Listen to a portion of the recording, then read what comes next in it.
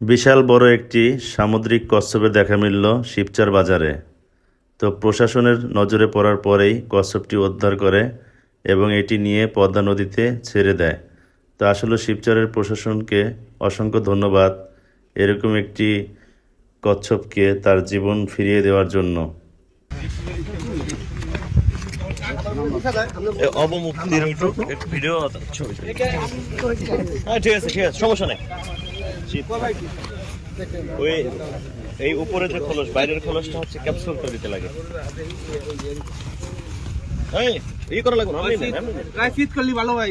এই ব্যবস্থা ধরে এইভাবে থাকলে শীত করলে তোর মাত্র গেল শক্তি নাই।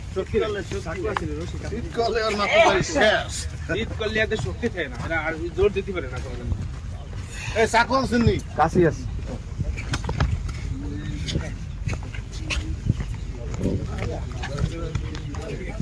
ছোট তো করে ভালো না যা। হ্যাঁ, ছোট তো করে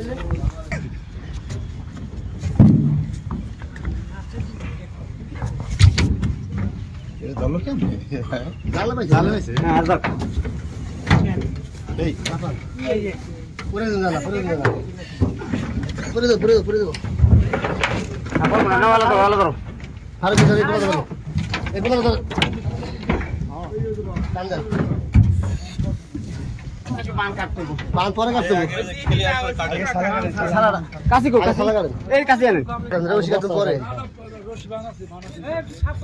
বান পরে কাটবো। এই জায়গাটা ছাড়া যাবে না। হ্যাঁ, ছাড়বো বাইরে নিয়ে। ছাড়বে না। এই একটু কাছাকাছি যাও কত বাইরে। ছাড়বো একটু বাইরে দিয়ে ছাড়বো, বাইরে দিয়ে ছাড়বো। বাইরে দিয়ে ছাড়তে হবে। এই মাছ খাতে তো হয়। মাছখানে সাপ করে। এটা একটা পদ্মা নিয়ে ছাড়লো ভালো। পদ্মা তো আপনি নামাই পারবেন নি। আরে যাইবো। ও ধরা পড়বো না। এবার এই হ্যান্ডেলকে কোন পাইপ। এই দেখেন। এই আর মুখ থেকে সাপ নিয়ে খালি মুখে সাপ। পাইপ বাজলে ডরে হেছে।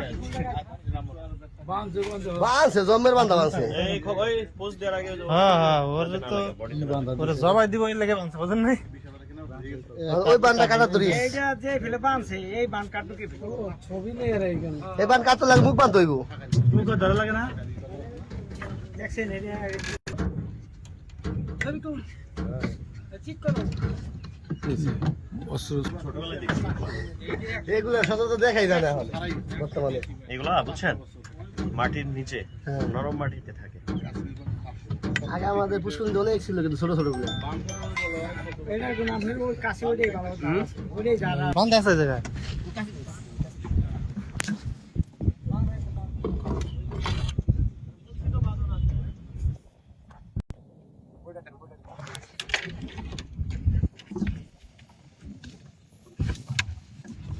নাম নাম নাম নাম